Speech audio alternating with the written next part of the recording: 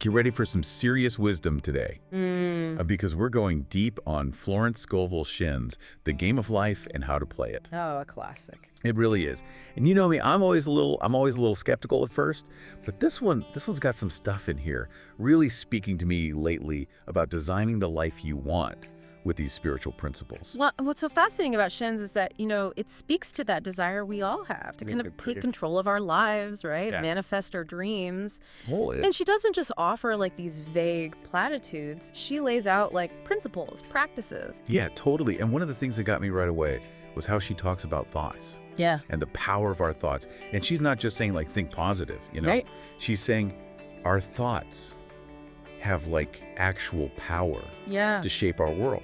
Exactly. Yeah. It's that idea that what we focus on expands. So if we're constantly like dwelling on our fears or limitations, you're giving those things more power in your life. It's true. But when you shift that focus to, okay, what do I desire? What is possible? Then you start to open yourself up to receiving it. That makes sense, but how do we do that? Right. How do we just decide to shift our thinking, especially when like life is throwing curveballs? Right. And she talks about this, she calls it fearless faith. Okay. And it's not about like blind optimism or pretending everything's perfect. It's really about cultivating a deep trust in the universe, in a higher power, whatever that looks like for you. Even in your own inner wisdom, just to guide you, to support you, even when you can't see the full picture.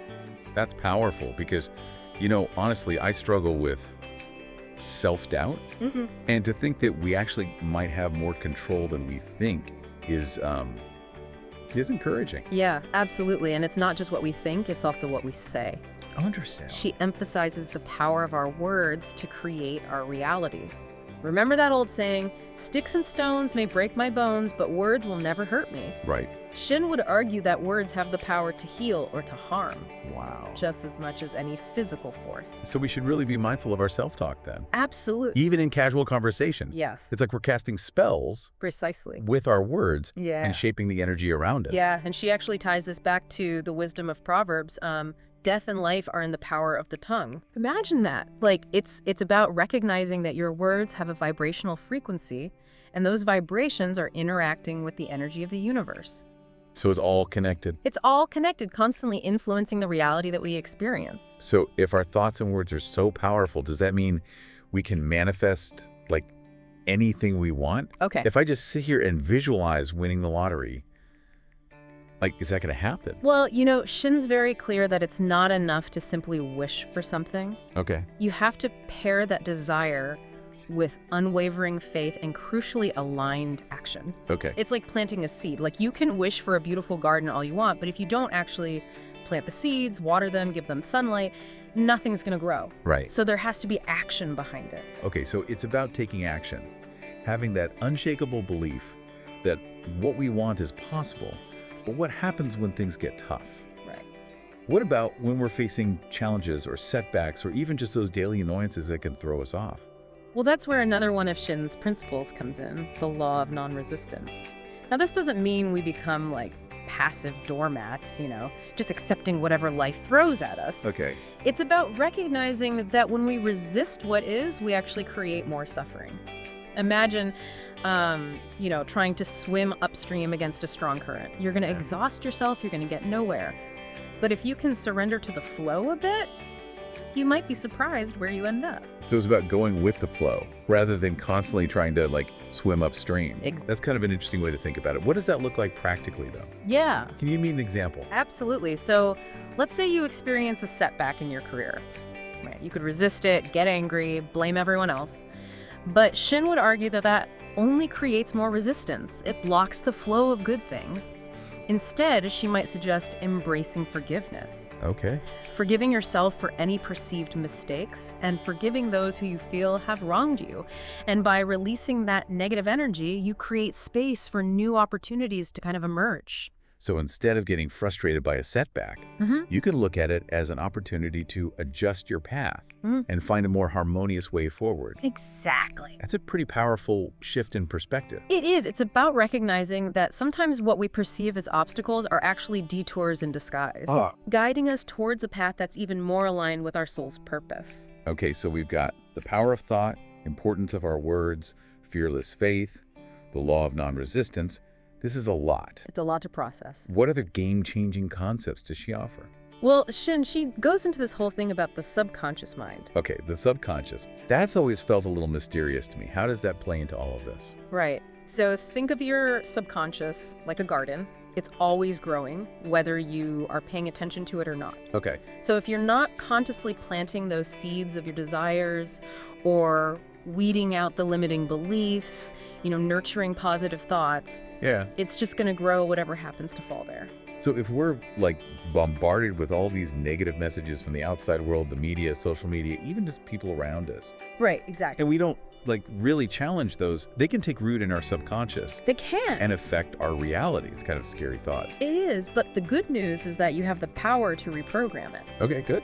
And she talks about the power of visualization, like vividly imagining yourself already living that life that you want, Yeah. feeling the emotions, experiencing those successes. Yeah. You can actually, she says, imprint these images onto your subconscious and make it much more likely that you'll attract those experiences into your reality. So it's not just daydreaming. It's about using our imagination as like a tool to create. Exactly. And she actually says one of the most powerful times to do this is right before you fall asleep, How interesting. because that's when your subconscious is most receptive.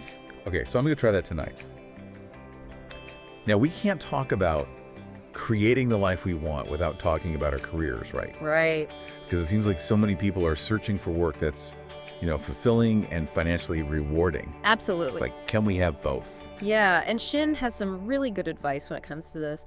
She encourages people to really connect with their intuition, Oh, interesting. that inner voice. It's like that saying, trust your gut. Yes, exactly. But how do we know if it's really our intuition speaking or if it's, just our fears and insecurities? That's a good question. That's where self-awareness comes in. Okay. She stresses that we need to spend time getting to know ourselves, our values, our passions, like what really lights us up. And she believed that when you align your work with your authentic self, then success naturally follows. Because so often I think we choose careers based on like external pressures. Yeah. What our parents want or what we're supposed to do. Exactly. What seems, practical or safe. Yeah. But if it's not aligned with what we're really passionate about, it's never really going to feel. We're going to end up feeling unfulfilled, probably burnt out, maybe even resentful. So trust your gut, get to know yourself, and don't be afraid to go for what you really want, even if it seems a little unconventional. I love that, yes. Now, I know Shin also talks a lot about love. Yes. And not just romantic love, but like love in all areas of our lives. Right. What's the role of love in this whole game of life thing? Well, Shin believed that love is the most powerful force in the universe, and that it's really the key to unlocking true happiness and fulfillment. And when she talks about love, she's not talking about some sentimental, like Hallmark card version of love. Right. She's talking about radical, unconditional love. Wow. That extends even to those we might consider our enemies. That's a tough one. How do we even begin to cultivate that kind of like radical love, especially when, the world feels so divided these days? Yeah, she suggests that we start by cultivating love for ourselves. Okay. And not in a narcissistic way, but in a way that recognizes your inherent worthiness. Right. That allows you to forgive yourself for your imperfections. I like that because we're often our own worst critics. Absolutely. We really need to learn to treat ourselves with the same kindness we would offer to like a close friend or a loved one. It's like be the change. Yeah. Right? Yeah. It starts with us. Cultivating that love and compassion in ourselves and then letting it kind of radiate outwards. Exactly. And when you can approach life from that place, from that space of love, it changes everything. Yeah. It softens your judgments, opens your heart to forgiveness, allows you to see the good in others, even when it's hard. It's choosing love over fear, Yes. even in challenging situations. Yes. That's powerful. Okay, so we've covered a lot. I mean, the power of our thoughts, the importance of intuition, embracing non-resistance, cultivating this radical love. It's like Shin is giving us a whole new, operating system. It is. It's like a whole new operating system for your life. And like any new operating system, it takes a while to learn. Right. To integrate it, to put it into practice in your daily life. Totally. And she does offer some like really practical things, right, in the book. Yes. Like affirmations, visualizations, even specific prayers. Yeah. To kind of align ourselves with these principles. No, absolutely. And one of the things I appreciate most about her work is that she doesn't just present these ideas, just out there. She shares real stories. Oh, yes. About people who have used these principles to overcome challenges, achieve their goals, create happier, more fulfilling lives. And those stories are so inspiring because it's one thing to like hear about it, right? But then to hear from people who have actually put it into practice and seen the results. Exactly. And she really emphasizes that it doesn't matter your background, your beliefs, your circumstances. Anyone can do it. It's available to everyone. It's about understanding the rules to the game and playing it consciously. Exactly. And those rules, as she lays them out, they're really rooted in these timeless spiritual truths. They're not tied to one religion or dogma. It's universal. It's universal. And I think that's why it resonates with so many people. It really does. As we kind of wrap up this deep dive, what's like one thing you hope our listeners will take away from Florence Scovel Shinn's work? Oh, that's a good question. If there's one thing I hope they remember, it's that they have the power. They have the power to create their own reality. It's not always easy. Right. It takes effort. But by aligning your thoughts, your words, your actions with the principles that Shinn lays out, you can transform your life. So we're not just victims of circumstance, we're active creators of our experience. So powerful. So to everyone listening, what game are you playing in your own life? Are you playing to win? Or are you kind of letting life just happen to you? Remember, Shinn said, your word is your wand. What will you create with your thoughts and words today? That's the question. That is the question. Well, thank you so much for diving deep with us today. This has been really eye-opening. Absolutely. It's been a pleasure. And to everyone listening, until next time, keep playing the game and keep creating the life of your dreams. Thank you for watching. If you're passionate about learning and want to level up your knowledge, make sure to hit that subscribe button. On our channel, we break down the best books into easy-to-digest summaries that will help you become smarter, think critically, and make better decisions. Don't miss out on your chance to grow and stay ahead.